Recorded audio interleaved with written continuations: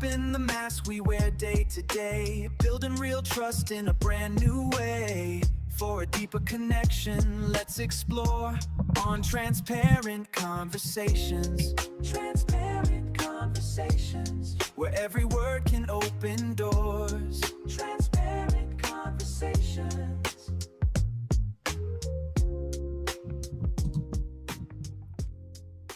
Hello and welcome back to Transparent Conversation, Elevated Exchanges. I am your host, Calvin, or CPJR, or CPJR 300 if you know me. Welcome back to Transparent Conversations, just a little show that I do on Monday, Wednesdays, and Fridays. Today is Sunday. I skipped the Friday show because I needed a break. And so I'm happy to be here on Sunday night. I probably won't be here Monday night, but because of the election, I think I'm going to just wait until Wednesday, till after the elections in Maryland, and then I'll be back on Wednesday night, like I said. So welcome to my little space on the on YouTube, my little space on what's my other place? Substack. Yeah, that's it. It's YouTube and Substack under Transparent Conversations, Elevated Exchanges. You'll find anything I write there. And these podcast episodes that I do. Welcome to this recording. If this is your first time here, thank you. And if you're returning, thank you. I have exactly 121 subscribers on YouTube and 60 subscribers on Substacks. So I appreciate that. I hope that you get something out of these. I try to bring some enlightenment, bring some, change the narrative, try to frame it in a different way than you see on regular mainstream TV. Things are happening so fast, and everything's not being shown on mainstream TV or mainstream news. As you see, it's just not all there. It's just not all there because we're losing. Media is consolidating, and anyway, we know from just what we're finding out now with Israel that we haven't been getting the whole story. We've been getting a very filtered, a very skewed type of news. It's just not, the story hasn't been all there. Just thinking about what we've been seeing over the last just like 6 months with what's happening over there with the Palestinians and what's happening over there with the Israelis and now the Lebanese. I'm convinced, like if you ask me, was it a genocide? Yes, there is an ongoing genocide in the Middle East. You asked me what the problem is. The problem is Zionism. The problem is racism. The problem is a superiority complex that I've never, ever seen. It is when you see the Israelis talk about their rights to the land and how they feel about the Palestinians, it is like something I've never seen before. I think the last time we've seen it was in South Africa, when they were dealing with their apartheid issue. So now we have another apartheid issue, and it's something to see. And and the more and more we see it, the more and more I'm convinced that we just did not get the entire story. I personally feel bad about that. Like I feel like I was on the wrong side of history, but now I'm determined to get on the right side of history and stand up for what's right. But tonight, for this episode, if you've been here before, please like, share, subscribe to help me grow this channel, this community, if possible. I would really appreciate it. If you think I could be doing something better, let me know. If you think I shouldn't be doing something at all, let me know. I really appreciate it. All right, so let's get to the meat and potatoes of tonight. Tonight, like I said last time I was here on last Wednesday, I really wanted to talk about AI data centers because it's really starting to bug me about how they're deploying data centers. So it's basically, like I said, LLMs, they do have a purpose. I think they are useful, but I think the way that they're being shoved down our throats is not the way to do it. I don't see why they want to just rush, but I see why they want to rush because they're trying to get the money. As you can see with SpaceX. They did an IPO, and for some reason, the company is worth $2 trillion. The company is worth more than Amazon, right? Amazon is in everyone's house just about around the world, right? It took them a long time to get up to there. What is in your house from SpaceX? Do you have anything? Do you own anything on SpaceX? Why is SpaceX worth more than Amazon? It is hype. We know that they could not get listed, or they couldn't do the IPO on S&P in New York because they don't show any profitability. They haven't shown any profitability. They lost money last year. The only money they made was from the whatever that thing in the Space Link. What's that thing called? I don't know. The satellite company with the satellites, and then you get your internet through the satellite. That's the only thing that made company that's like $11 billion, and they still lost $4 billion. So tell me why, if it's not rigged, why did they make? Why is he now worth over $1 trillion? He's the first trillionaire, but he hasn't made a profit, right? The whole plan is probably they're gonna roll. We're just going to roll Tesla up into SpaceX to get rid of that thing because it's going to start losing money. Nobody knows why nobody's buying Teslas. Nobody's buying Teslas. In this country, nobody's buying cars because we're all like, we're headed to a recession. So cars aren't selling. So the whole thing is like, the fix is in. The fix has always been in, but we've never really seen it up until now, the way it's been fixed. So before I get started, I wrote something. I'm gonna read it. What I wrote, when I write, I don't get it from AI, right? I do put it through Gemini to polish it up, check my facts, and I use it to, punctuation, grammar, all that good stuff. I also used a local LLM, Gemma, on my computer to fact check some figures for me. So that's all the AI that I use for this episode. I want to say that because there's a responsible way, I think, that going forward that we as consumers or just users could actually use it without could we? Yeah, because they're cheaper models. So basically they're open source models that you can use. You don't have to use like or what's that? OpenAI, XAI, Gemini. What's the other one? Claude. Anthropic, Claude. You don't have to use those. You can use local models, which I did use for some of this information. It's slower, but it still works, right? I wasn't in a hurry. I saw it start doing the work. I thought it was done until it came back like 5 minutes later with the exact information that I needed. So if there's ways to get around paying for it, and there's ways around actually using the data centers to the extent that they're trying to shove it down our throats, because it's not going to work. So I'm going to read this first. My problem with AI as it's currently being deployed. When I first heard about AI, I was highly skeptical. And for good reason. Spending my career in IT support and system administration taught me how to find answers methodically. We didn't use prompts. We plugged questions or error codes into Google and dug through the links. We knew the source. We knew who to contact for follow-up.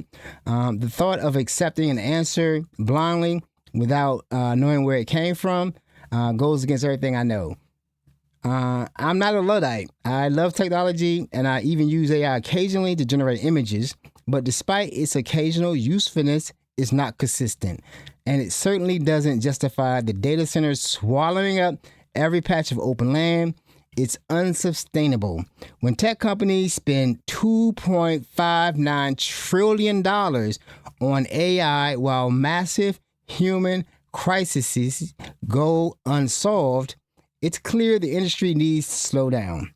But billionaires only see the money, and the rest of us will suffer for their greed. The real problem with AI, and I believe this is a feature, not a bug, is centralization.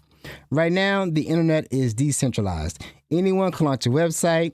If your content shows up in a search, the user can verify it, question it, or reject it for bias. AI strips that away, presenting a presenting a finished document or a spreadsheet as absolute truth. Knowledge is being consolidated into the hands of a few gatekeepers, people who have proven time and time again they cannot be trusted. If you wanted to control the world, controlling the flow of information through AI and LLMs is exactly how you start. And that's my biggest issue with it. As they suck up all the information into AI and train these models, and people start using them more and more, they're not going to retain information, right? It's like right now, they're using it for coding. That's pretty much the use case for it. Most companies are trying to get rid of systems engineers or software engineers, so they're using it for coding. So if you're a junior coder, you spent time in college, you got your computer science degree, you know how to code, you're ready to go be an engineer, and then all they want you to do is babysit the AI while it does the code. And it's going to do the code in a way that you may not do the code or may not be able to understand it. So we could lose control of of how the code is being written or the programs. And that's happening right now. So I think that's a problem, especially things like music, art. We're relying on AI to develop those things. The kids are, especially with the music. It's going to be a problem because we're going to lose control of the art, and we're going to lose control of how we do things, how you write a paper, how you write an essay, how you do research without the use of AI. And then what's going to happen is we're going to have to pay the tech bros to learn things, to know things, and I don't think that's the good way to do it. There are use cases for AI, but as I've said right here, spending 2.59, that's the figure. I asked AI how much has been spent on developing AI up to this point, and it's $2.59 trillion. $2.59 trillion, and they have not solved cancer, right? What has been the big great thing that we've gotten they've gotten for spending $2.59 trillion? They aren't getting that money back. they hope to get that money back, but that's just for now. There's another figure, what they expect to spend, and that figure is just like, I didn't even write it down. It's crazy to think about how much money they still need to get to where they want to be. And I don't think they want to get there. So most of that money being spent is on the AI data centers, building out the data centers, and then on the GPUs, right? So people, the GPUs they're buying are not all they've bought are not in use right now. They're still building data centers. So as they shove these data centers down our throat and people aren't, what are they doing? Electric bills are going up. Talked about last week, somebody came home to Georgia, hadn't been there for a month. Electric bill is $600, and you hadn't been there. So it's been like that's a refrigerator running, maybe the AC on low, and that's a $600 bill. That's because of data centers, and that's only going to get worse and worse. So that's what, and that's the valuation.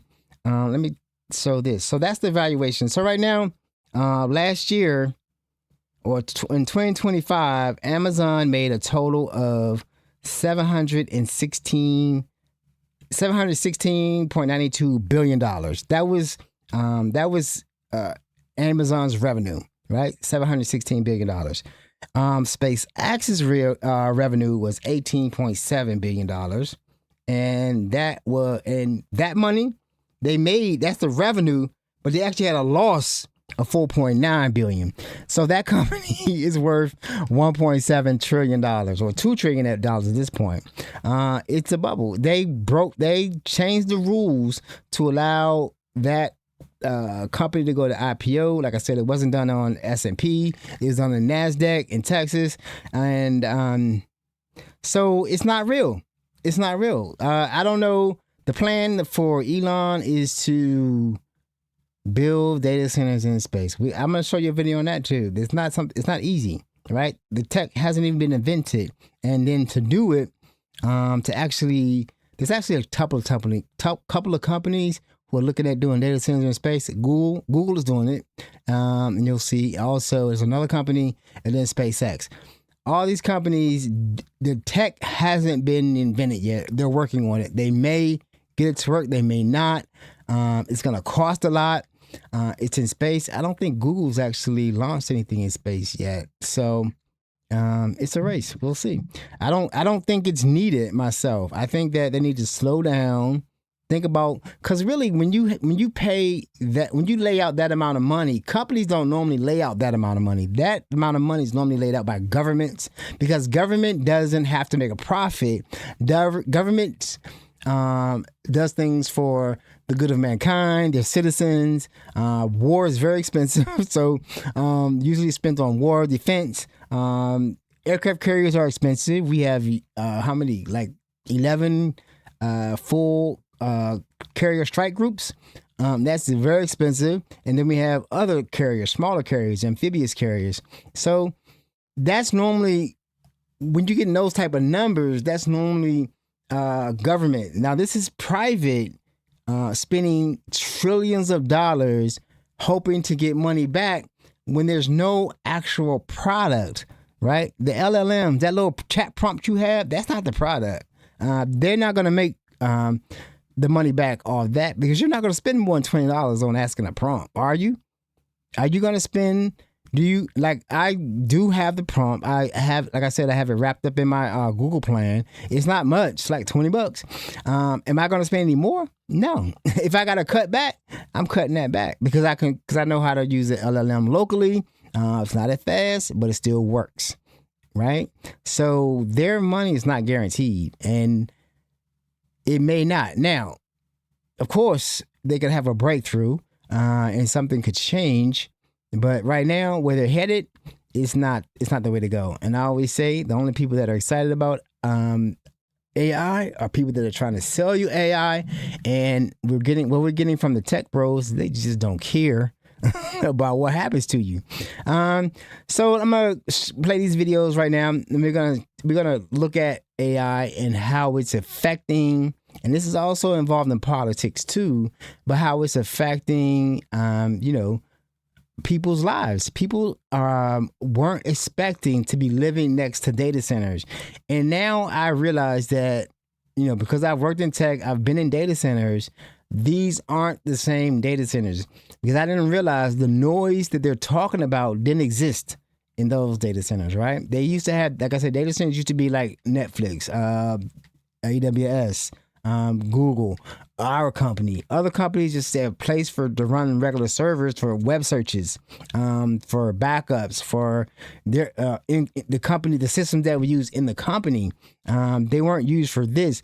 These are running at a very, very high level. They're doing compute, meaning that normally we would hear that noise, like when we start servers up, the servers they use a lot of CPU when they start up, and you hear the fan, they're just blowing real loud. It makes that noise every time, and eventually it'll get quiet. But these data centers run at that level for they just don't, for 24 hours, 7 days a week. This is what people are hearing. So this is the first video is a two-parter. It's going to talk about people living, I think it's New Jersey, or maybe it's Massachusetts, how they all of a sudden found themselves living next to a very, very noisy data center. And the politics, where politics plays into this, is that Massachusetts is blue, right? These are Democratic governors, a Democratic state, blue state, and they're still getting screwed by corporations. All of a sudden, putting a very loud data center, and then they do things. They'll say they're going to do this, they're going to do that, and then they lie and just do something else. They move as if once it's done, then they worry about the regulation. Because why? Because they're paying a lot of money, right? They're rich. They can, they'll talk to you, or they'll take you to court. All right, first video. It's going to talk about the sound and people. All of a sudden, this could happen to any one of us. All of a sudden, living next to a data center that's running at a very high level, a lot of noise, 24 hours a day, 7 days a week. My apologies to you guys. I should have actually informed you to wear something that would have covered your face a little bit more, like sunglasses or something. Why? Because they have facial recognition in these, and artificial intelligence facial recognition in these cameras, so they can see you. And they'll figure out who you are. I'm Jake Forts, and I'm the resident here in Iowa Street in Lowell, Massachusetts, and you're at my humble abode. So that is the largest part of the Markley Group data center here in Lowell. In Massachusetts, in theory, you can't have a surveillance camera looking at somebody's backyard. And what the hell is that doing in the middle of a residential neighborhood? Without saying too much, being in camera view. It's been He's afraid. Why do you have to say that? These cameras are high-tech. They're $1,000 a pop. You have to be guarded on what you say around here just because there is so much surveillance and what you do. Come back and actually see like the fishbowl of which I live in. For me in this neighborhood, it started 11 years ago. Markley came and they started lying immediately. 10 years ago, they put the 2 diesel engines. So if you're looking over here, you can see 4 diesel engines. The furthest 2 were never supposed to be there. Actually, none of these 4 were supposed to be there. It didn't explode until they got the AI in there. So when Markley came, they told us that it was going to be one thing, that it wouldn't have a big impact on the community, and that it was going to be Netflix. And it has been anything but that. They've repeatedly changed the site to the point where this neighbor, Eileen, who has 2 water tanks in her backyard, they just popped up there during COVID. They started construction, didn't ask, but it's always do and ask for forgiveness later with this company. These 2 engines here were the first 2 to go in. These went in 2016, and that's when we said, what the hell are you doing? That's not where these were supposed to be. Everything that was mechanical was supposed to be on the other side of the facility. And by the way, don't worry about these folks because they sold out in December to them. Markley owns this, they own all of this. We're the last 2 privately owned houses on this street, and 9 Prince Ave is the last privately owned residence on Prince Ave. When he is done acquiring at cheap cutthroat rates, then this will cease to exist. He already has a plan, which he slipped in 2017, to build another building on the other side of the parking lot, where the parking lot is. So where are those people parking? He needs to come this way. So that was a residential area, like residential neighborhood that I live in, you live in, anyone can live in. All of a sudden, they put a data center there, and they have diesel generators because they have to have a certain amount of power, and if they can't get the power from the grid, they'll just run the diesel generators, and that's going to pollute the air, right? So you see how they have the cameras there, AI, they facial recognition. They want to see who's there. So if you do any vandalism to the building, they'll be able to get you. And he's very nervous about what he says. They have cameras pointed into his yard. They're not supposed to build things here, but they do it anyway. They don't care. But then you can't go to your representatives because they can't do anything either because they have already signed the contracts, right? They've already changed the laws, the zoning laws. Here's the second part of that video. The tech bros are out there spinning a narrative to try and make it that we're all a bunch of hooligans. Yeah. I'm not a hooligan. I live this. This is my life every day. These guys are gaining for themselves. They're in it for themselves. The rest of the people are losing. And that's union versus union. That's working man versus working man. Exactly. It's everything. It's all, it doesn't matter what political spectrum you're on. Massachusetts, it's Democrat run. And this is proof positive right here in my backyard that corruption can happen in no matter what party it is when it comes to tech bros and the money that goes with these data centers. Yeah. You're in the Democratic stronghold of the country. And this company is running amok. Governor Healy has meddled in my own personal appeal against this company. They've had 3 plan approvals before the DEP. Governor Healy, for people that don't know, is a Democrat. She is a Democrat, correct. However, Markley Group has also given to the Republican governor before her when he first came in, Charlie Baker. He received money from him as well. And also he tried to stop the millionaires tax from happening. So he gave, like, I think it was about $4 million to the super PAC that was trying to fight the millionaires tax in Massachusetts. So the other thing, the component that you don't get, but you're going to eventually figure out, is unions. So there is union versus union. These data center bros, or tech bros, or whatever they call them, these tech bros that exist out there are literally dividing the working people against each other. And so how are they doing that? They're using unions. IBEW is making a shit ton of money off of building these data centers across the country. So much so, they can't even find enough people to build them. So they're training people up, which is growing their membership ranks. So they're so happy.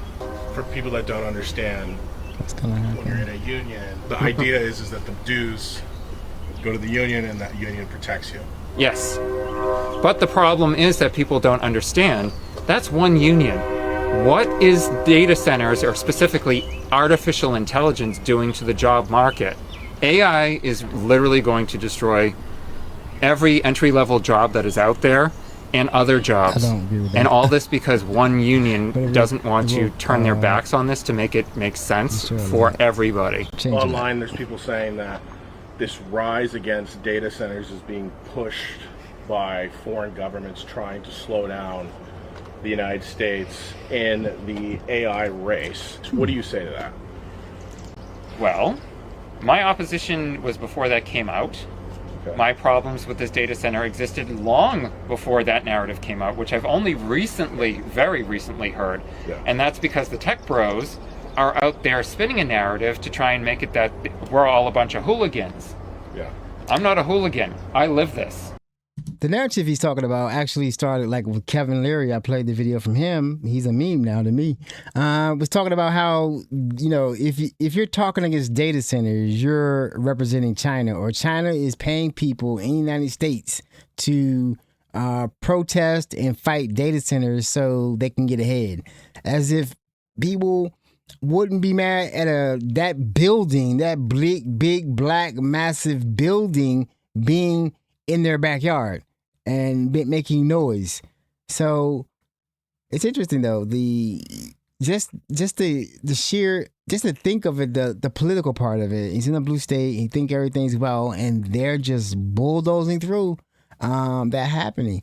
And it's I couldn't imagine living next to that. Those big buildings, and that's a big black building, and it's only gonna get worse. Like he said, it was a data center before for like Netflix, right? Netflix, our company, your company. If you wanted to locate your service there, you would do that, but it would just be for web searches. I think some of these data centers were also crypto mining, and those are very CPU intensive also. So that's when you get that high hum, because they're constantly running. Well, crypto, they was doing the crypto mining, so they're running calculations. The same thing with these, they're doing compute. So every time you decide you want a picture, an AI image, that's what's hitting it, and you're part of the problem. So we're going to go on to our next video, because I can't be up all night. This is the same thing, another data center. This one is in Pennsylvania. When I felt that I might have to leave, I was kind of scared. I was worried about being homeless. All my furniture and everything that's in my home I have to put into storage because I have nowhere to go. So now what do I do? These mobile home tenants could be evicted to make way for a proposed data center. Archibald, Pennsylvania is home to just 7,000 people, but developers are trying to build 51 giant data center warehouses here, enough to swallow up nearly 14% of the entire town. So what we're looking at here is where a data center project has been proposed. 14 data center buildings, each one of them 80 feet tall. It would mean leveling parts of that mountain and cutting down all of those trees. In another area nearby, a different developer used a loophole to cut down 180 acres of forest before their data center has even been approved. Now, since they're doing this and they're ripping down the trees, now I see the animals laying in the road dead because they're trying to find new homes. It's not a coincidence that projects are flooding into Archibald. Pennsylvania offers tax breaks for data center development, and this borough happens to sit on top of a major interstate power line. We are essentially being asked to give up all of the land, the energy, our water, so that developers can come in here and exploit us and then send their profits someplace else. It's ridiculous because now we, the little people, are the ones that are going to suffer. Residents of Valley View Estates Mobile Park received eviction notices in 2025. With a lack of affordable housing options, many are at risk of becoming unhoused. When I filled out for housing and different agencies to get help, they said it was going to at least be 5 years or longer. They're trying to pull the wool over our heads. We're catching on quite quick, and we're not going to stand for it. Public outcry from the community has started to gain real momentum. A Facebook group opposing the data centers now has more than 12,000 members, and council meetings are packed to the brim with vocal opposition. 10 of my neighbors, 10, have either died from or are living with cancer. And you are going to introduce another carcinogen in my area? Pack your bags, get out of this place, and don't come back. This spring, after public pressure, more than half of the borough council resigned, and one data center proposal was rejected. What is happening in Archibald is a really great example. Local communities are rising up together and they're saying, hell no, and projects are being delayed or stopped. There's a long road ahead, but the residents of Archibald are not backing down. So you can see, like, they always pick vulnerable communities, communities that they can exploit. They don't care about the people in their lives. They're cutting down trees. They want to take down a mountain, just for this data center. And remember, this money is not guaranteed to come back. So a lot of this, if the AI bubble pops, they're just gonna leave, and they're just gonna leave it like that. They're gonna leave the trees down. They're gonna be gone because they're not gonna. Because once the money's gone, it's gone, right? The money's is sunk cost. They're not gonna get it back. They don't care, and they're not gonna pay any. They're gonna pay any money to restore the land. And I know that it wasn't written in it, wasn't written in the contracts, and then these little city councils are not gonna be able to force them. So they could be doing irrevocable harm for absolutely no reason, because there's no guarantee that they're gonna get this is gonna pay off in the end. And I don't think it's gonna pay off in the end. But I'm not, you know what I'm saying? I'm a low IT guy. I don't track finances, I don't know finances, but this just seems shady to me. I wanted to compare this to like I said, I'm 60. So when I was younger and coming up, there was no computers, right? We didn't have computers. Computers didn't show up until I was around like 17, 18. And then my father brought home a Commodore VIC-20, hooked up to the TV, the Commodore VIC-20, right? Played a few games on it. You can write in BASIC. I taught myself BASIC. I loved it. And then when I was in school, we had the Tandies, the Radio Shack computers. They set up a little network, and we had teaching everyone how to code in BASIC, right? Write programs in BASIC. You know, I enjoyed that class, and that's how I first caught the bug to being computers. But it still wasn't catching on. But during that time, no one was going through what was happening now. It wasn't disruptive, right? It was like I said, decentralized. It was empowering for most people. What we have now with these data centers, it's not empowering a lot of people, right? It's scaring a lot of people. It's taking resources from people. It's driving up electric bills. It's sucking up water. And it's not going to benefit a lot of people. It's going to benefit a very few people at the top. Like I said, hopefully it's going to crash, because it needs to crash. My bet is on China, because they don't have the access to the same chips. And I think that they're going to figure out a better way to do it. From the reports I keep hearing, they're close to actually having better models because they can't just throw money at it, right? And this is like private industry. They're just throwing money because they want a big pop. They want to be trillionaires on the backs of these ordinary people in Pennsylvania who don't have the power to fight them. Hopefully they do, because we have to fight them. They're going to take everything, and they just don't care. They have no care. I was watching a video today, and it was talking about Elon Musk being the first trillionaire, and he's not going to do anything with that much money. He could help a lot of people, right? Or access to that much money. He's not going to help anyone. He gave Trump $250 million just so he could be president, right? So that didn't help anyone. Look at where we are now. We're back at war. We're back at war. And this is weird. We're back at, I can't even say it's war. We're back at, it's just a weird thing. And I'm going to talk about that some more because I'm upset. I am seriously upset with what's happening with AIPAC and this government. Let's move on to the next video. The next one's going to talk about the actual what it's like to live next to a data center And again, I played these video. I played a video like this before, but I think it needs to be really understood that if you have a data center, one of these hyperscaling data centers coming to your neighborhood, your life is going to change. It's not going to change for the better. It's going to be changed for the worse. You're not going to benefit. The money's going to go to Cannes and Milan and, the Riviera and the Mediterranean on these billionaire yachts. You're not going to benefit. It's going to go straight up.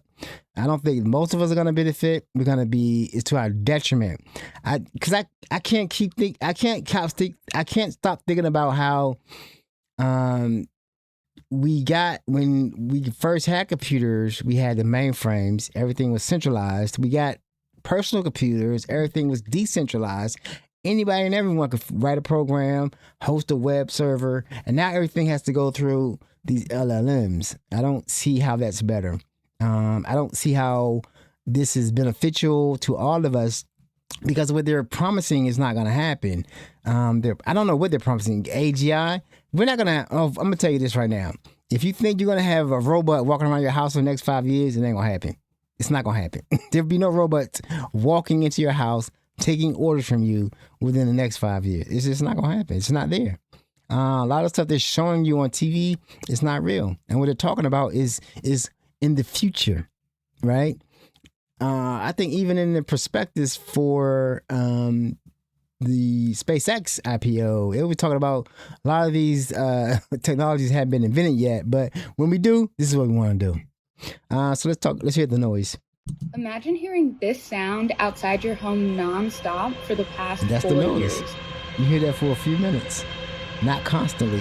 For residents along Louise Avenue in Dowagiac, Michigan, that idea is very much a reality, and homeowners fear the sound could be negatively impacting their health. 2 people living on the street have filed a lawsuit against the company operating the 30-megawatt data center. They allege the noise is created by cooling systems inside the data center, and the company hasn't implemented proper soundproofing equipment to prevent the noise from escaping. I visited the home of Marjorie and Billy Finn to see what they're experiencing firsthand, and they told me they're afraid it's only going to get worse after the company announced plans to expand the data center's capacity from 30 megawatts to 340 megawatts. We don't go outside a lot anymore. We can't sit on our porch anymore.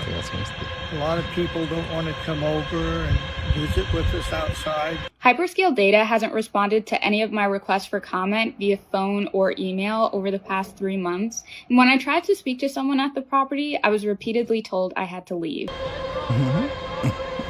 Yeah, I had a question. Oh, okay. Is there a good way to get in touch with the company? Okay. The noise started in 2022 when Bitcoin mining operations started at the facility. Billy has been recording decibel measurements, and he's noticed the readings start to increase in the last couple years. Some days the readings are as high as 78 decibels. Most days they're around 60 decibels, and in the past they were around 52 decibels. I spoke with an audiologist from Bronson Healthcare, and she said anything below 80 decibels wouldn't cause any physical damage to your ear, but exposure to a constant unnatural sound like that coming from the data center could lead to increased stress and negative impacts on your overall health and well-being.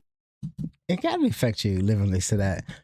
It's not natural to live next to that much noise. I didn't like it when I was just starting up servers. So I know that living next to that has to be a problem. It's just a problem.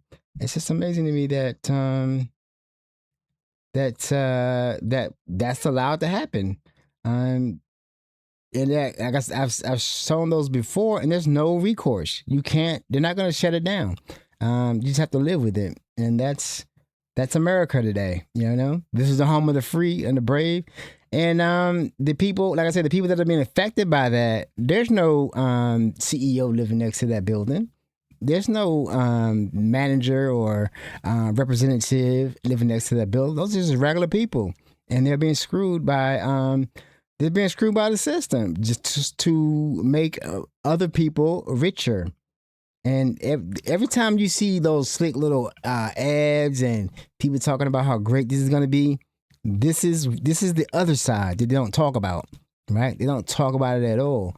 as if it's just going to be accepted that your life is ruined. And you have to live with this noise. So I have another video. I think I messed up. It's always got to be one or two of these. So wait 1 second. Stop carelessly. I'm sorry, what did he just say? You know, if we're going to be the leader in All right, I did mess up. So I did, I think I skipped one. And I wanted to verify which one it was. Okay, so yeah, I want to show you a CEO talking about this is part of the SpaceX IPO. It's SpaceX. They rewrote the rules.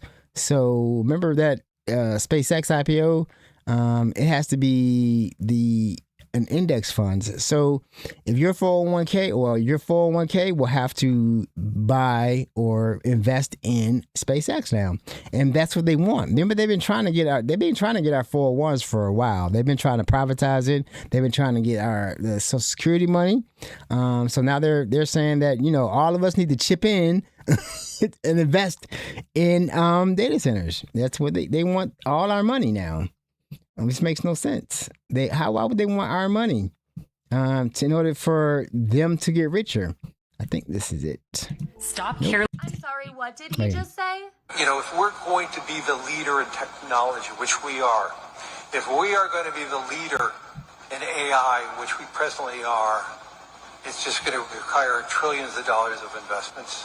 Okay, sure. Now let's see where this billionaire CEO says we're gonna get these trillions of dollars from. If we could get more and more Americans to think about growing with the United States, we will have far than enough money to invest in this infrastructure. Surely he is not suggesting what I think he is suggesting, right? So much of this money, not just the private, is going to be coming from the private sector. From savings accounts, from pension accounts, from insurance companies, on and on and on. Right. We're gonna use Americans' retirement money to fund AI data centers. Naturally, yeah. Well, at least he's not saying that we're required to, right? To me, it's not whether. This is a must. A must. Got it. Maybe it's the fact that this is coming from one of the richest people in the world. And please excuse me, but I'm not fucking paying for AI data centers. The only people pushing for them all own private islands. No normal person wants these. And that's just it, though. When I said before in the beginning, trillions of dollars. Remember how much I said was spent was like $2 trillion. That's the money that a government would spend on like getting to the moon or building a spacecraft to go around. You know what I mean? Or build a fleet of aircraft carriers. This is not something that normal business would take on. And now they're saying they know they don't have enough money, but what are they actually chasing? What are they chasing? They haven't cured cancer. They spent $2 trillion and there's been not one disease healed or eradicated. There's none. So they just want the money. They want the money, and you may not get it back because I'm saying that this is a bubble, and the bubble could pop at any given day, any given time, and so that's just amazing. He's saying that, and without any remorse, he just doesn't have a problem saying, "Yeah, y'all need to invest in this. Give us your pensions, give us your savings plans, give us your 401k. We'll give it back." We'll give it back. But why, though? They don't state the reason why. They say it's a race. A race to what? AGI. AGI is not coming. They believe that they're going to reach the point that the AI is, just could solve a problem on its own. Like, there is some of that happening.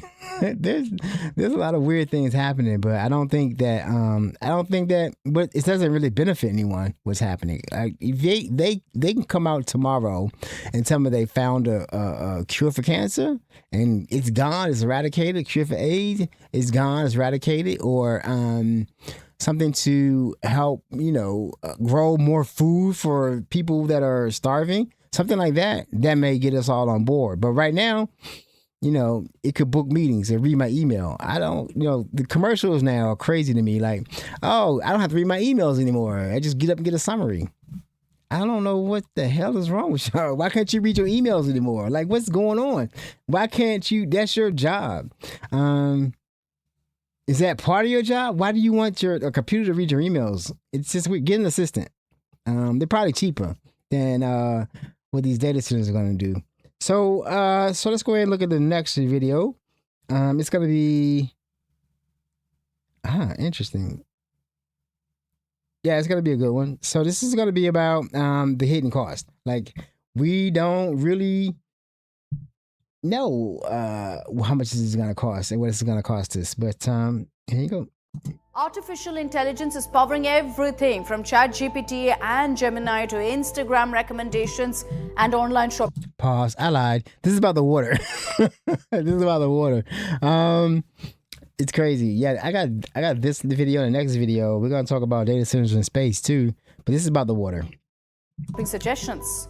Every day, billions of AI-powered tasks are performed across the world. But behind the convenience lies a growing environmental concern: water consumption.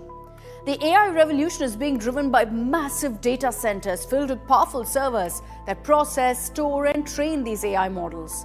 While much attention has been paid to the electricity consumption, experts say the industry's water footprint could become one of the biggest sustainability challenges of the decade. AI data centers require continuous cooling to keep thousands of servers from overheating.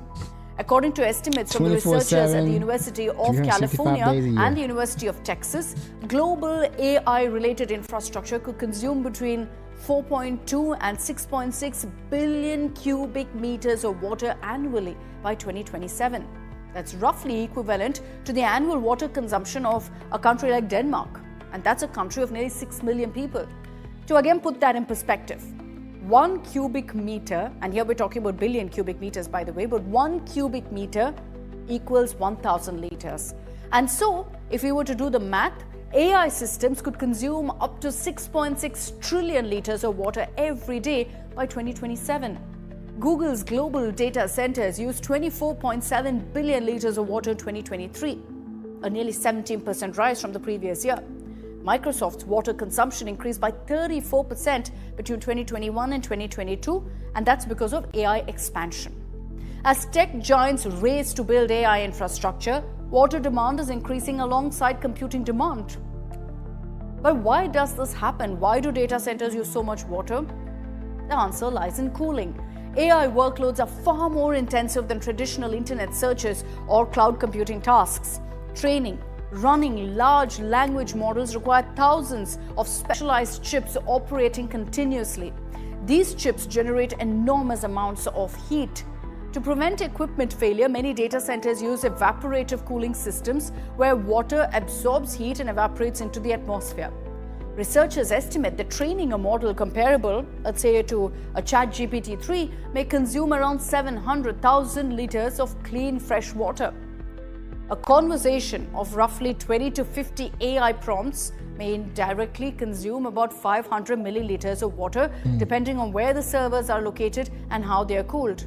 So essentially, each one of us, when we're searching something on an AI model, we're contributing to the water consumption. Advanced AI chips can consume 5 to 10 times more power than conventional server processors, increasing cooling requirements. Water is also consumed indirectly through electricity generation. That's thermal power plants that supply electricity to data centers often require substantial quantities of water for cooling as well. The problem becomes more serious when AI facilities are built in regions that are already struggling with water shortage. According to the United Nations, around 2.2 billion people worldwide lack access to safely managed drinking water. Nearly 4 billion people experience severe water scarcity for at least 1 month every year. India, particularly vulnerable. Government estimates suggest that nearly 600 million Indians face high to extreme water stress. We all face it.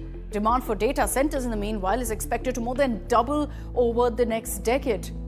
Ironically, many technology companies prefer dry and hot regions because land is cheaper, solar energy is abundant. But these are obviously the places where water is already scarce. So the environmental cost of AI goes beyond what users see on their screens. The International Energy Agency estimates that data centers worldwide consumed around 460 terawatt hours of electricity in 2022. roughly equal to the entire electricity demand of a mid-sized country. With AI adoption accelerating, that figure, there's no doubt, will only double by the end of the decade. Experts increasingly are describing AI's environmental impact as a hidden cost because nobody really sees what's required for these digital services. And as AI becomes integrated into healthcare, into education, into governance, into business, balancing the two, innovation with sustainability, will become crucial. But all said and done, let's be clear.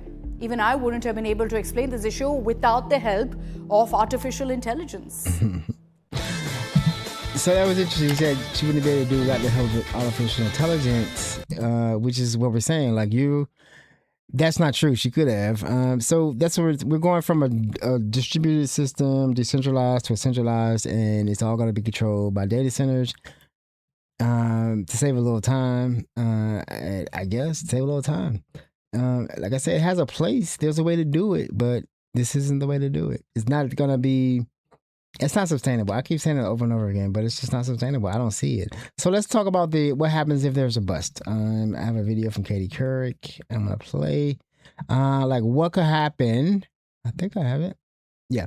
What could happen if there's a drop? There was a .com .com bubble. The .com bubble popped. We made it out of that. But this is different because of the CapEx, the capital expenditure. Building the data centers, right? So if it pops, crashes, because the demand actually isn't there. They're hoping the demand is there. There's no killer app yet, right? There's nothing to justify how much it costs. The companies are finding out that, laying out the money is not going to work. And they're saying that a lot of these layoffs are not data AI related. They're just overhiring from the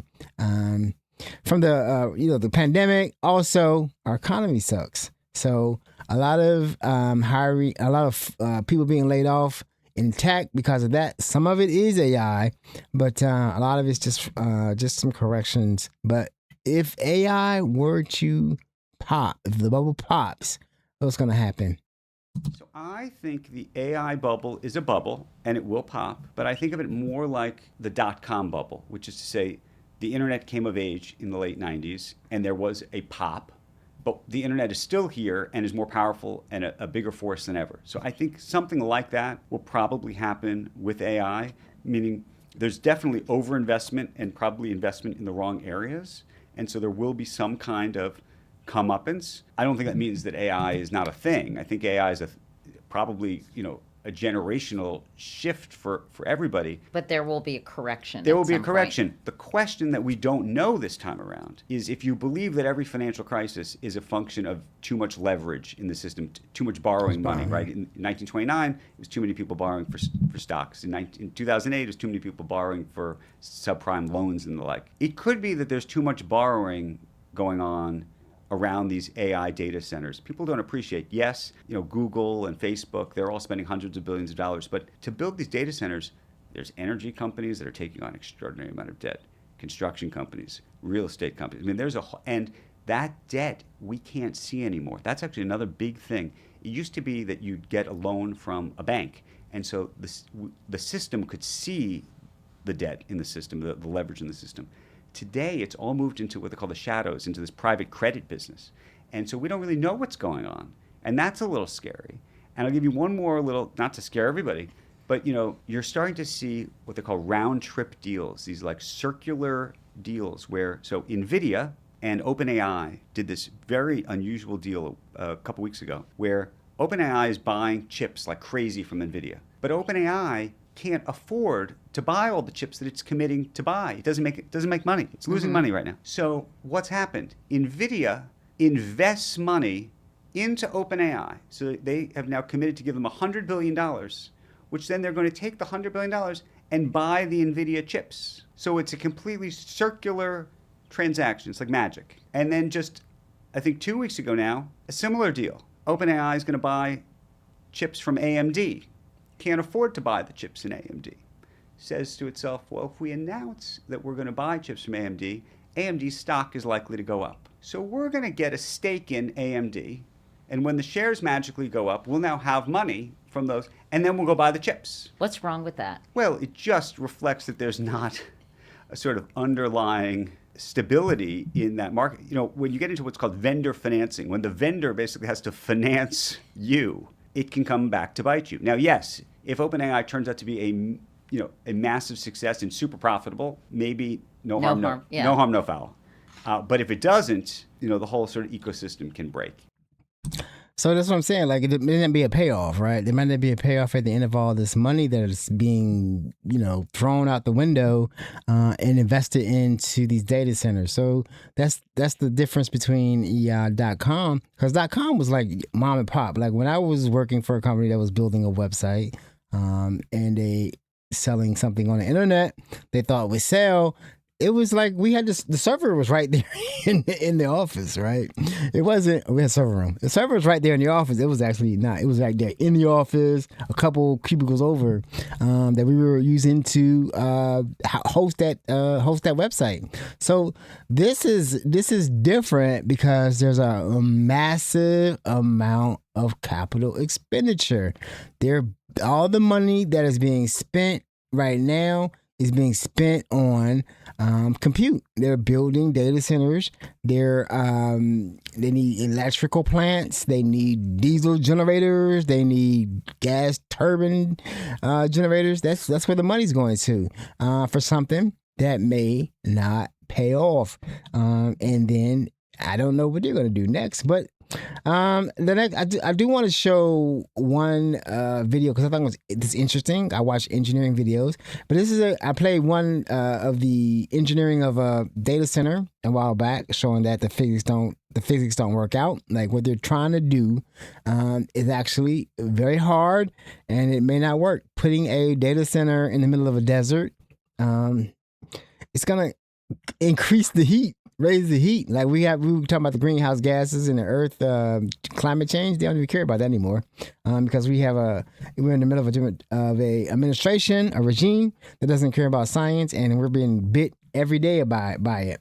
So let's look at this one. This is a good video to look at. Like, what's it going to take? Is it possible to put data centers in space?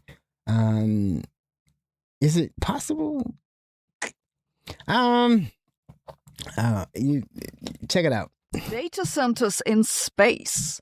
That's the most recent technology to excite Silicon Valley. Jeff Bezos believes that we'll have data centers in orbit in 10 years or so. Eric Schmidt, former CEO of Google, recently confirmed he bought a rocket company to help launch computing infrastructure into orbit. And Elon Musk thinks that within 4 to 5 years, the least expensive way to do AI computing is with solar-powered satellites in orbit.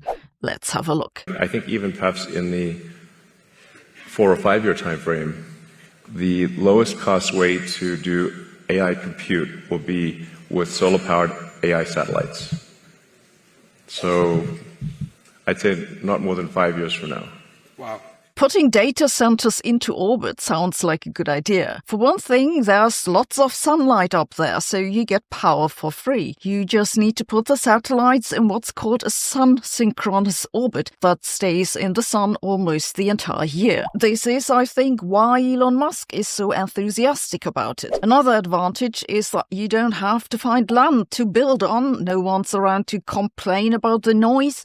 And if you're up there already, you can beam down data across the globe. Best of all, space is cold, very cold, so you don't have to worry about cooling. But there are downsides too. Most obviously, you have to get the material up into space, and that's neither cheap nor easy. If something goes wrong, you can't go and fix it. And the cooling isn't as simple as it sounds. This is because on Earth, the easiest way to cool a processor is to blow air across it to transport off the heat. You can't do this in outer space. More generally, there are 3 types of cooling: conduction, convection, and radiation. Conduction means heat moves through solid materials, for example, from a chip to a metal plate. Convection means the heat is carried by moving fluids or gases, and radiative cooling means the heat is emitted as infrared light. In space, convection doesn't work because there's no air. And the problem with radiative cooling is that it needs a large surface area to work efficiently. So the plans for space-based data centers are either to use convection to transport the heat through metal to a big panel, the radiator, that gives the heat off into space, or to circulate some sort of fluid, ammonia or some sort of refrigerant, to transport the heat and then again radiate it off into space. That's doable, but basically that space is cold isn't as much of an advantage as you may think. The second issue is cosmic radiation and solar wind. Both will rain highly energetic particles down on the data centers. This can both permanently damage microchips and it can lead to errors during data processing. To deal with that, for one thing, you want the satellites to be in low Earth orbit, like Elon Musk's Starlink satellites, because there isn't quite as much radiation there. But also, the computers need shielding, and some use radiation-hardened chips. These have a thicker insulation and larger transistors that makes them more sturdy, but also slower, like me, but without the German accent. Then there is the question of what space computing even makes sense for. If you have data collected by satellites that you want to process up there before sending it down to Earth, that makes a lot of sense because the satellite Earth link has a low bandwidth compared to what we can do on the ground. Information processing in a data center on Earth can now be done at a speed of more than a terabit per second. The best satellite to Earth links are currently in the range of 1 gigabit per second. That's a factor 1,000 slower. So yeah, processing data up there makes a lot of sense. For the same reason, however, it doesn't make sense to do anything up there which requires a lot of data from the ground. Like if you were thinking of doing AI training up there, that won't work unless we see a massive upgrade in the satellite to Earth bandwidth. That said, there are a bunch of startups and governmental projects working on space-based computing already. In the US, a startup called StarCloud recently launched a satellite with an NVIDIA H100 chip on board. That's one of the fastest AI chips currently available. The StarCloud CEO, Philip Johnston, said in 10 years, nearly all new data centers will be built in outer space. The company Axiom Space is working on orbital data nodes focused on government use, likely including secure data handling and defense applications. But the most ambitious project so far comes from Google, which just announced Project Suncatcher, which aims to build a space-based AI cluster. They plan to link dozens of satellites with ultra-high-speed laser links, potentially reaching 10 terabits per second. They want to launch 2 prototype satellites by early 2027. And by 2030, when you wonder, where did I put this file? Maybe the answer is somewhere above Madagascar. Science is beautiful. Let me show you. This is a star map of the night sky of last year's solar eclipse. So yeah, watch her videos. She's a very good scientist. She has very good videos, and I love that German accent. So I recommend, if you really want to keep up with the science that's coming out, especially with these data centers, she does a lot of videos on that, and she's very good. As you can see, like, it's hard to do data centers in space. We'll see. We'll see. That's basically the SpaceX bet. That they're going to make all this money in space. Data centers are going to be in space. Good luck. Good luck with that. Everybody that invested in SpaceX, help you make some money. And we'll see.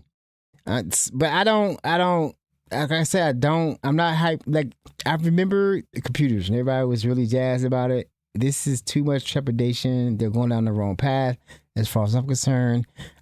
If they were to slow it down, try to, and not put so much hype, make it like a race. Like, if we don't do it first, then somebody's gonna have an advantage over us, like something like that. It doesn't, and that's just gonna, and that urgency is just gonna cause people to make mistakes, just race and break things, break a lot of laws.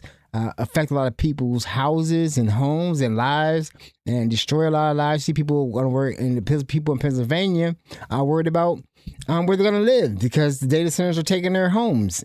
So, and it's always the most vulnerable communities that they're doing this in because they have to run those diesel generators and the people can't fight, and you cannot trust your government. And we already know we can't trust the government because I can't trust the Maryland government anymore. That's because there's so much going there. I haven't talked about, AIPAC, Israel, the war. It's still going on every day. It's just happening. We have an insane man running the country. We have a crazy regime running the country. I just want to stick to data centers today, but I had ran across a video that I have to play because it's about racism in America, and it's just like this is what I say about like I can't trust white people until I know you.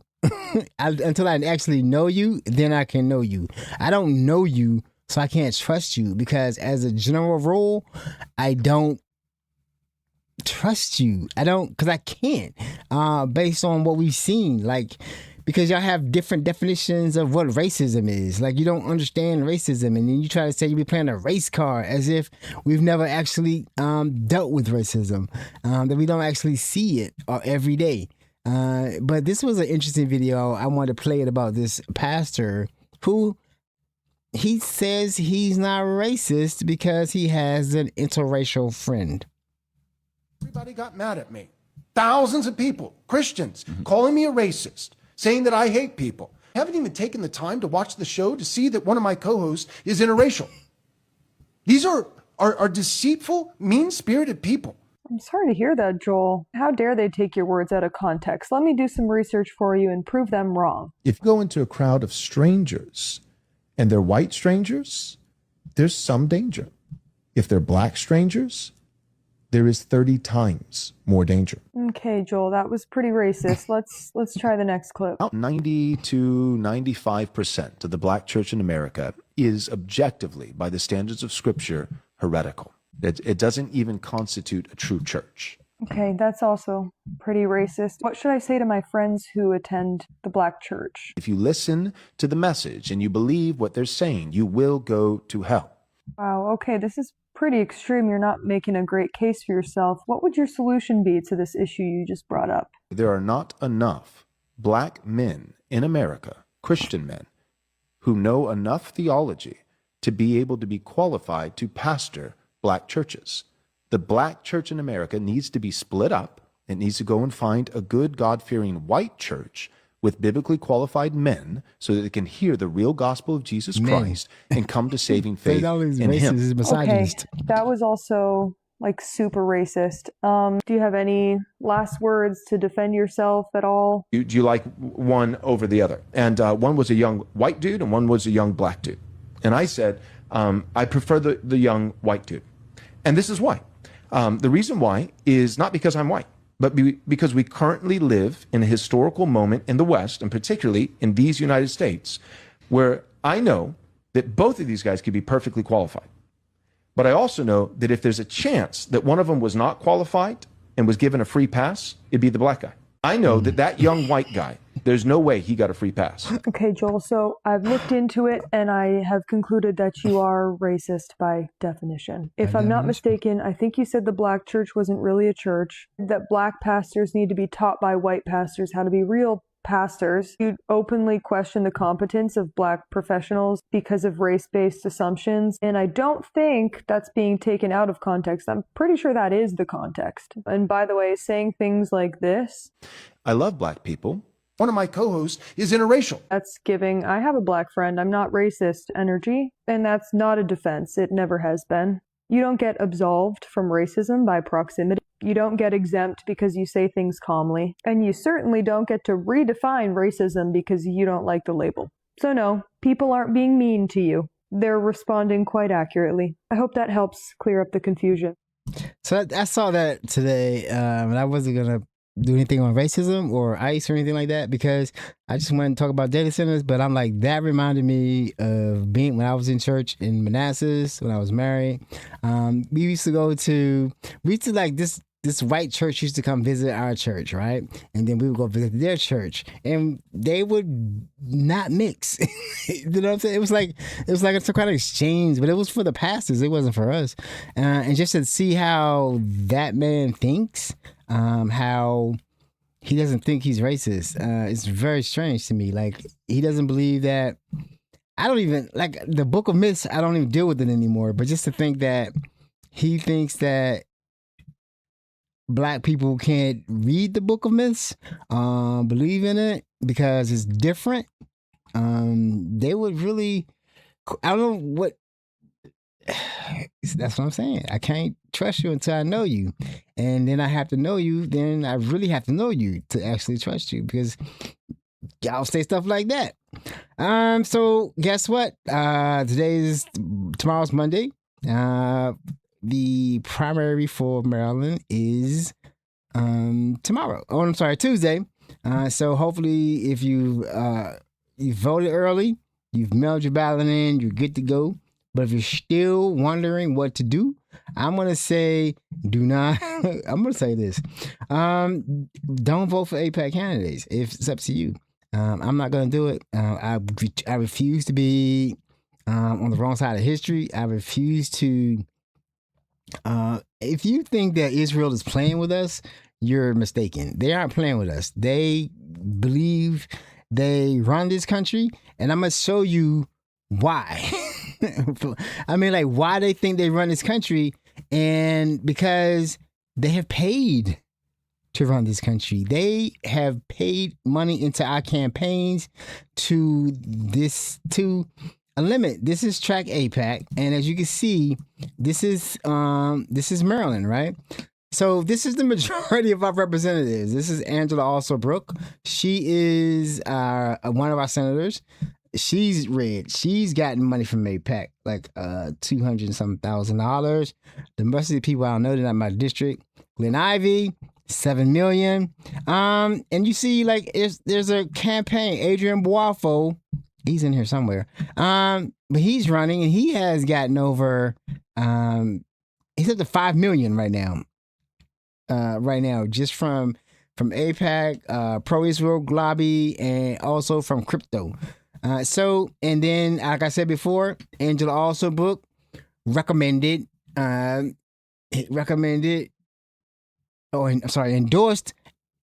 Adrian Boafo, and Governor Westbrook endorsed Adrian Boafo and Glenn Ivey. So these most of our, it's so sad because most of our let me see if I can go back that way. Most of our Congress they get money from AIPAC. Like, if you will go through the whole site, and these are Democrat, Republicans, don't really matter. All Republicans, pretty much. But Tom Cotton, who's like one of the worst people ever. So how much is that? $1 million. So when you see people who have a problem with supporting Palestine or saying pro-Palestinian things, who wants to call, like, if you see somebody like this, he is no money. So there are a very few that haven't taken money from AIPAC. My senator, Chris Van Hollen, no money. He is making commercials against the foreign influence of money into our elections. Ro Khanna is taking the pledge. Not taking this woman from whatever state, Nancy Pelosi, forget about it. So basically, it's up to you. Track AIPAC. If you want to vote for combining our military or integrating our military with with a foreign government. If you want to integrate our 244 in the defense reauthorization bill. If you want to integrate Israel Army military with our military, then you vote for the candidates that are paid for by AIPAC, and then, I guess you'll be complicit in the genocide. You are if you keep voting for these people, and then also you're gonna be voting for data centers because they're taking money. And you're gonna be voting for destruction of our people are losing healthcare it's plain and simple to me that the old days of Democrat Republican are gone. We have these AIPAC Democrats. It would pretty much look like Republicans at this point, and then you have MAGA, and that's what you have. And then the whole thing is being influenced and paid for by AIPAC. We have a lot of I should have showed that. We have a lot of candidates who are running. In fact, I will show that. We have a lot of candidates who are actually running now, who are like are not taking AIPAC money, who are endorsed by AIPAC. The candidates, people running like Mandami, people like Jakia, I forgot her name now, endorsements. These people who are that may be running your election. So take a look at these candidates. And if you want to get someone who hasn't taken money from AIPAC, who wants to represent this country, America first, and not Israel first, you want to look at these countries. I like Brendan Taylor. I think he's run a good campaign. And I think we have Harry Dunn, Jakia Johnson in Maryland, good candidate. We have all these other candidates from Maryland who are running. There's Graham Plattner. A lot of candidates who are running who are not taking money from AIPAC, who are not going to be beholden to AIPAC. Cori Bush, she lost her seat to an AIPAC candidate. I forget his name. And he was endorsed by, I don't even want to talk about, I can't remember her name now. You know what I'm talking about. Firebrand. But anyway, so there are candidates on here who haven't taken money from AIPAC, and they haven't taken money from AIPAC. That means they raised their money from grassroots. They've gotten the money from the people and not PACs. And PACs are what's ruining our politics, and they're influencing our elections. And then you wonder why an AI data center can actually just show up in a neighborhood, and then no one seems to understand that, oh, we need the water. Oh, we don't want to have this noise going on 24 hours a day. And it's not benefiting the people whose lives have been upended by building this gigantic building that's very noisy and is running on diesel generators, and everybody's getting cancer. So it's up to you. I'm going to choose not to be on the wrong side of history this time. I'm done with that. So with that, I'm going to dedicate this next video. We're on to some hope right now. I'm going to dedicate this next video to Governor Wes Moore. I'm going to dedicate to Glenn Ivey and Adrian Boafo and Angela Alsobrooke. This is for you. I don't hope you win. I hope you lose. I'm not voting for you no more. I'm done. I'm not voting for AIPAC candidates. You cannot tell me that you think America is first when you're voting for candidates who've taken money, blood money, genocidal, savage money from a country that's hell bent on. They've already said that after they take care of Lebanon, they're going after Egypt, and they've already made threats toward Turkey. They are the problem in this world. So this is for you. We getting AIPAC money. We getting AIPAC money. I got so much silver, so much gold, so many politicians under my toe. I got my side making moves from the inside. Know what's flood, crude oil, mud, Moloch's callous filled with children's blood. Bought the jury, bought the judge, got the whole White House filled with bugs. Paid off Congress behind closed doors, blackmailed senators with my whores. USA fighting my wars. Underage boys, we use them like toys. Young girls get pearls from gold. If you want the money, you will do what we tell you. And if you say no, we will simply just graves, we dig them. Elections, we rig them.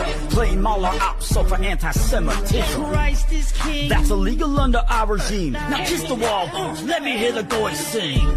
We getting AIPAC money. We getting AIPAC money. We getting AIPAC money. We getting AIPAC money. We getting AIPAC money. We getting AIPAC money. We getting AIPAC money. Hold up. Hold up. Hey yo, let me just say a little thing about this. I wanna see your foreskin, I wanna be at your bricks. I wanna be a vampire, let me suck on your dick. I wanna see your European countries turning this. Wanna circumvent your politics, I want control. Wanna make you my slave, that's my ultimate goal. So that's your I dedicate that to the people who are running for APAC. So you know what? Insanity is doing the exact same thing, expecting different results, and it is insane. We know now. We see it now. You are responsible for your decisions after this election, right? This election, the children in the Middle East are not cannon fodder, man. Come on. Don't do it. Don't do it. All right, so I got some hope, right? So guess what? I decided to play another video by my resident spoken word poet, the one that I seem to have connected with. The words, the rhythm, the vibe really is speaking to me right now. So you already know if you know. Here comes the spoken word by Kira J. Do you believe in God, my love? I had to pause and take a breather. Because this story I'm about to tell you is going to make you a believer. Years ago, I was a broken mess. My life was in disarray. One night I cried to God in silence because there was nothing I could say, but he heard me anyway. He said it was time for me to release. He said it's something you need more than love, so I stopped and prayed for peace. He gave me peace. It was something that I never had because my emotions were always at war. But the peace I found through God was something worth me fighting for. Yet even with peace, I was in pieces. Because I had been through so much hurt that I found it hard to love myself and visualize my worth. I didn't know how to put me first. My whole aura was revealing, so I asked God, what do I need right now? He said, baby, you need healing. And he took me on this journey that only he could take me through. To heal my mind, body, and soul and fix the heart I broke into once that was through. I asked, was it time yet? He could sense my internal frustration, but he said, no, it's not your time right now. You need this isolation. Because I was fresh into peace and straight out of healing, my strength was still defining. I had this schedule on when I would fall in love, but I had to trust God's timing because the decisions he had made for me always played out better than my own.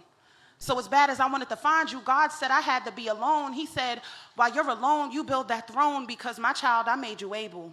So one day when I finally say it's time, you got a lot to bring to that table. I said, God, okay, I fold. I let you take over because you know best. What do I need in my life right now? He said, you need success because I've took you through the mud. And it wasn't to keep you humble. It was because the plans I made for you, I needed to know that you won't fumble. So he gave me that bag, the skill, the talent, and he let me settle in. Because of all my previous losses, he declared it was time to win. God gave me peace, healing, strength, and success. And just when I thought he was through, I thank God for giving me all that I need, and he stopped and gave me you. He gave me you when I thought I was fresh out of blessings and he couldn't give me more. But the love he set aside for me was worth me waiting for. Do you believe in God, my love? Because his plan is so divine. He knew I needed you, but it had to be at the right time because so many people jump into love while their lives are still unsteady and ruin the best thing that ever happened to them because they were unready. But God made sure I was ready for a love that could shake me to my soul, because the only way we last in love is if I came in whole. And I say this with whole confidence that God sent you without a doubt. And he wasn't going to let me mess this up because of the stuff I had to figure out. I believe God fixed me just for you. I know that's dangerous to say, but he wanted me to experience the joy and being loved on the right way. And right away I fell into you. Our souls are so in tune that I know I'm loving you straight from my heart instead of from my wounds. A healthy love, a love that opens you up to a person you've never been, a love that challenges everything you thought you knew when it comes to loving men, a love that makes you believe in love again. After experiencing so much hate, God wanted me to have a type of love that makes you believe in fate. This shit was fate. I have no doubt in that. I can tell by the way you love me.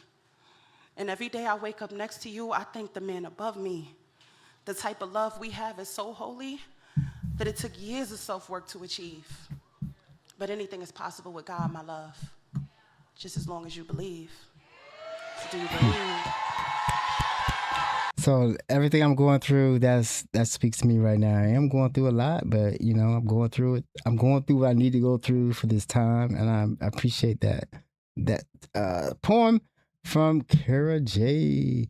All right. I'm out. I'm trying to get these under an hour. I can't do it. I'm gonna do it because obviously I'm talking too long. But anyway, which I want to hear. Y'all want to hear some go-go? This is a local band. I'm not sure of the name of this band, but just like they're playing so much go-go around here, I think they're coming up with new bands left and right. They got a nice little crank, so which I want to hear, and then I'm out. Some go-go.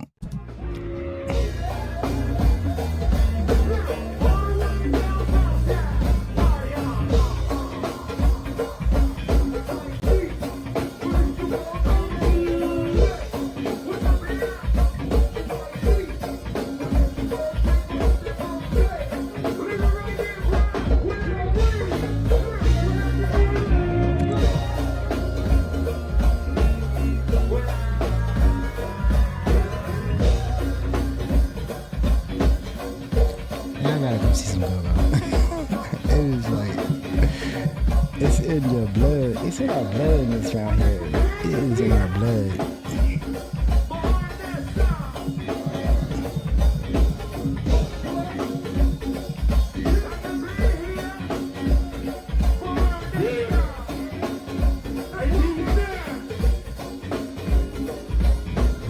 All right, y'all.